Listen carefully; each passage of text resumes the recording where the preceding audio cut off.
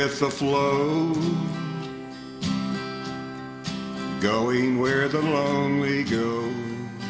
What you're looking at right now is the WQLN television tower, where at this very moment in time, millions of radio waves are emanating, allowing you to see me on your television screen. Good evening. I'm Kim Young. Tonight in our special program, Wavelengths, we'll introduce you to an area man who's been able to channel the power of those radio waves into what many in the medical community believe to be a formidable treatment of cancer. John Kanzius is a problem solver with a competitive spirit. The 60-year-old former radio and television station owner is accustomed to winning and rarely, if ever, accepts defeat. So when John Kanzius was diagnosed with a rare form of leukemia 2 years ago, it wasn't surprising to those who know him that he approached his disease with the same analytical and assertive passion as he approached life. I think when you get diagnosed with any form of cancer, you're immediately can't believe that you're the one that fell off the boat. You always hear of somebody else having cancer and have fallen off of the boat, and I consider the boat being normal day living. And once you fall off that boat, it's very hard to get back on. And I wanted to get back on the boat, and I thought the sooner I can get this fixed, if I can, maybe I can get back on the boat and become normal again. But it's been a little over 2 years, and I don't think you ever get normal. Why not? Because there really is no easy fix for the disease. Even the people who get surgery these days, and the doctor tells them, you know, we think we got everything, but you've got to wait 5 years because we don't know whether we've got every clone. That is very difficult to live a life waiting someday to find out whether there's a lump or something appearing and you've got cancer again. I think just living with that scares everybody to the point that they no longer enjoy life. Now, what I've tried to do since I've had my diagnosis is to look at each day and try to enjoy it, and look at a flower and try to smell it, and just observe the simple things in life that I didn't do for the first 58 years of my life. So it has taught me a lesson on that there is a lot of beauty around us, and there's a lot of good things around us, but the word cancer, I think, it's been touched, it touches every family, and everyone is horrified by the word. And I think myself, I wanted to get rid of it. It didn't matter to me what I had to do to try to get rid of the word, get rid of it from my body. You and I've talked about this. You're very competitive. So did you have this mindset, I'm going to beat this? I won't let this win. I think I had a lot of encouragement from the doctors that I talked to that thought it would be relatively easy to put it into remission and to fix. And that was encouragement, very encouraging. But in the back of my mind, I just didn't believe it. I thought this is going to be the battle of my life, and it still is. And nothing in life has really come real easy for me. I've been in the broadcast business all my life, and it seems like we'd take 2 steps forward and go 3 steps back, and it was always trying to stay in front of the competition and so forth, and to do things. And I don't know a lot of cancer survivors that go out 15 or 20 years that lead perfectly normal lives. There are people that do that and that are lucky. But I had just had a friend that had died of melanoma and watched him suffer for 2 years. And he was the individual that actually got me to move to Sanibel. So I had watched his struggle. I'd watched him die 6 months before that. And having all that fear and basically visiting him every day while I was in Erie, it was good and bad to see a friend die of it. And then 6 months later to be diagnosed with it yourself. The memories are way, way too close in between that I can remember his face, and I could just remember how strong he was and how he was going to beat it.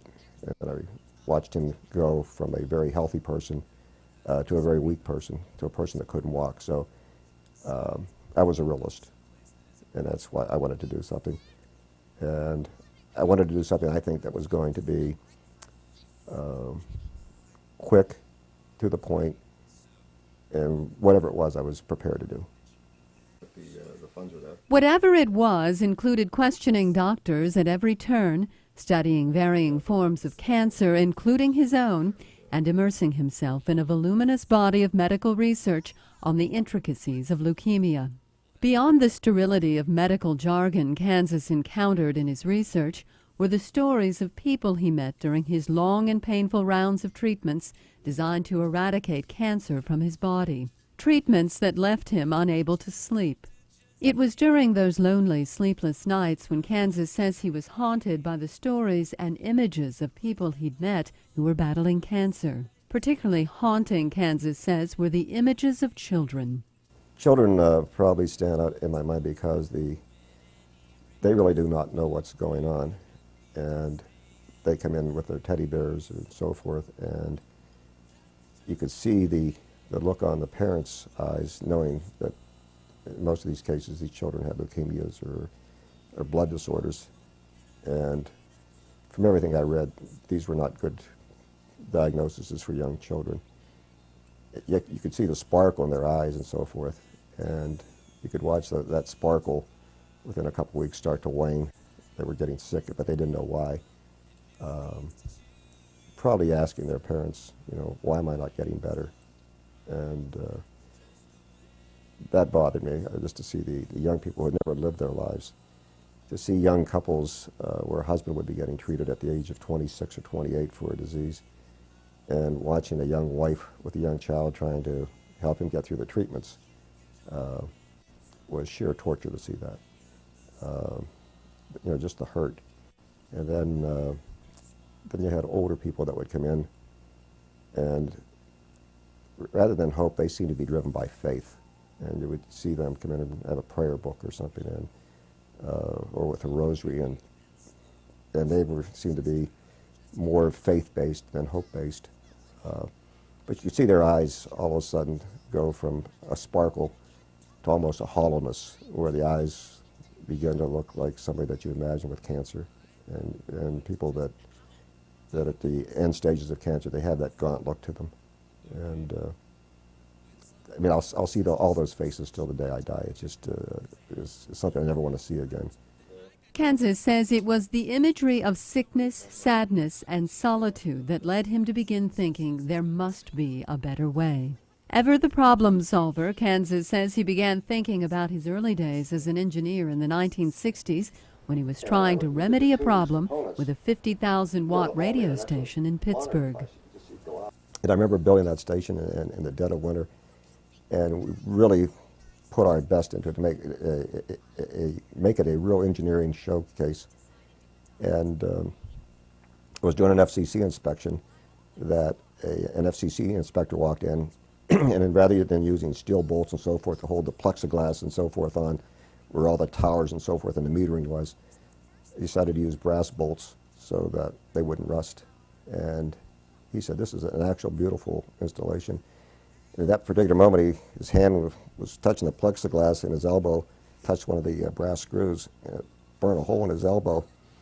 And he said, ouch. And then he said, I'm going to have to give you I'm going to have to actually give you a violation for this, because that's not something that should be happening. Somebody should not be getting burnt by touching metal inside one of these tuning buildings. And I thought, God, I wonder if there's a way of using heat and radio waves to kill cancer cells. And that was about 4 o'clock in the morning, and I was getting nauseous, but the next day it did not leave me. I woke up with it, and I had another chemotherapy session, and I thought about it all day, and then came back that night and started playing around with radio waves. Well, my first thought was, that they travel through air, and you can pick them up with a tower here, and somebody has a radio over here. The tower transmits the signal, and the receiver picks it up, and people tune it in, and they listen to the thing. And I thought, it's pretty interesting. I just wonder if you can transmit enough energy across a 6 or 8 inch sphere without anything touching, that you could get enough heating to warm up tissue. And so I went down to my wife's, one of her drawers, It had all of her utensils and so forth.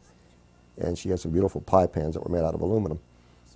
And I thought, boy, these would make great devices to try to couple energy with.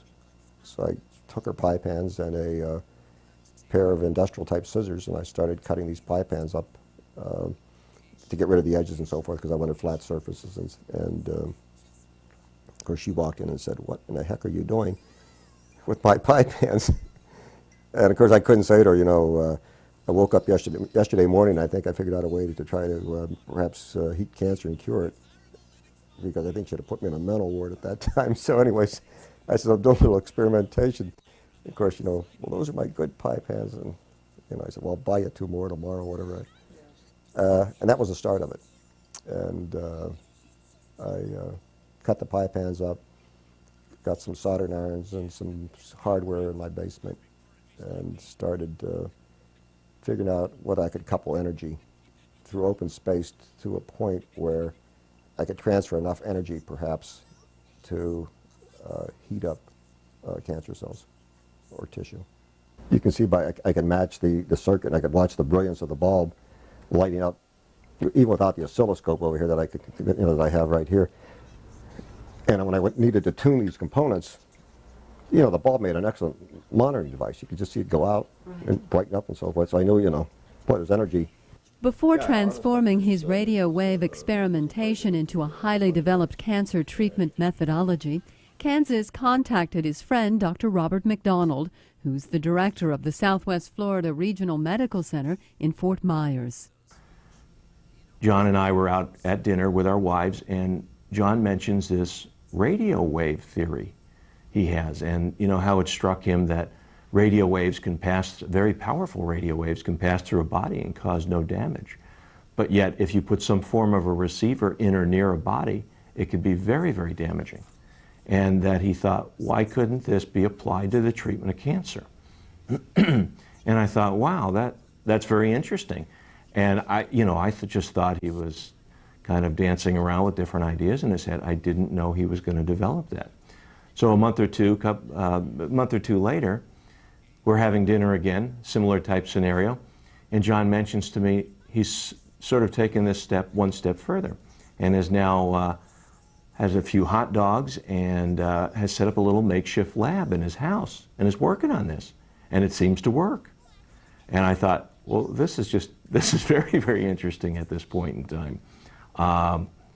John has not only taken this idea, but he's now developing it. You know, this is a man that does not have a medical background. He has an engineering background, and he has begun to develop something.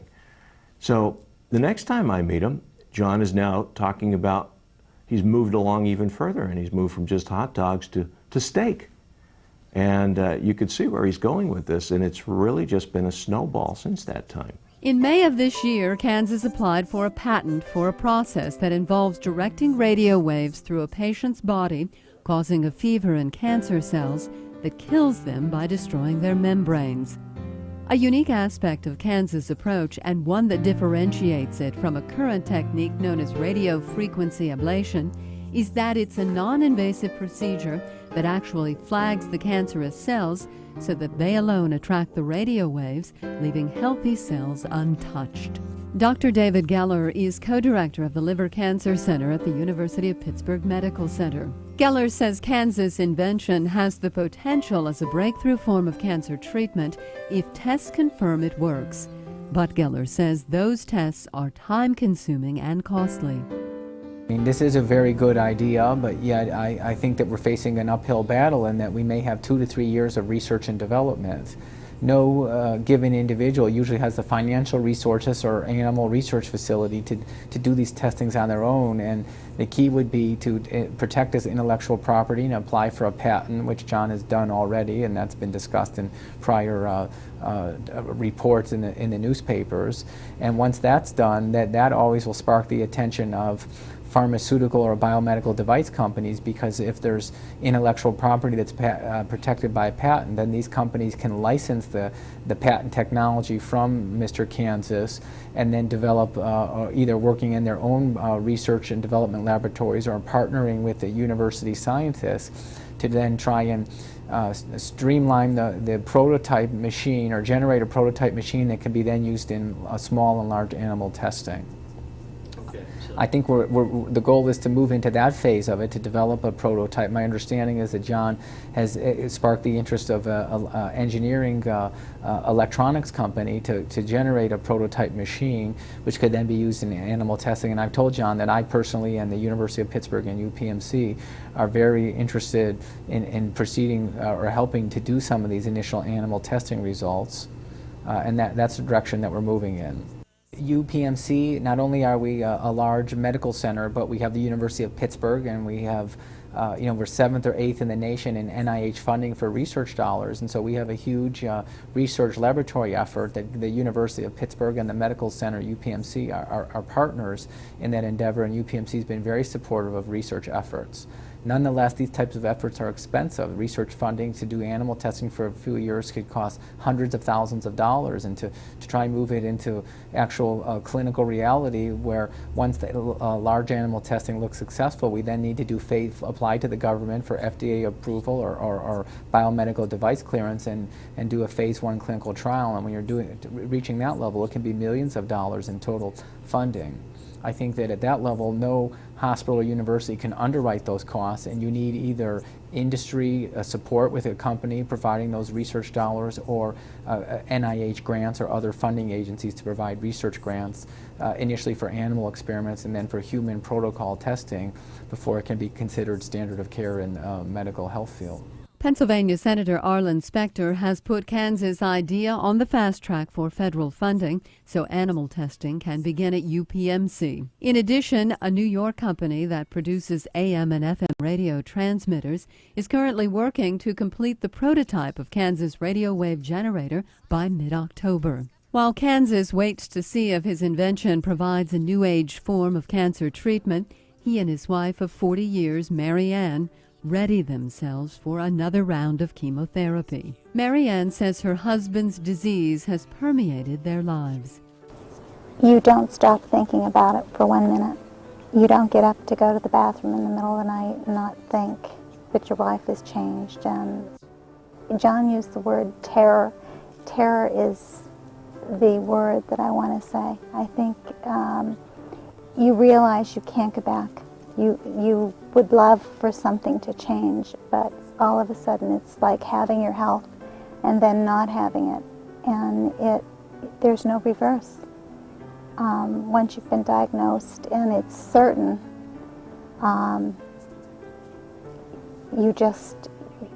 it is horrific, is the best description, and it doesn't just affect one person, it affects your children, it affects all of you.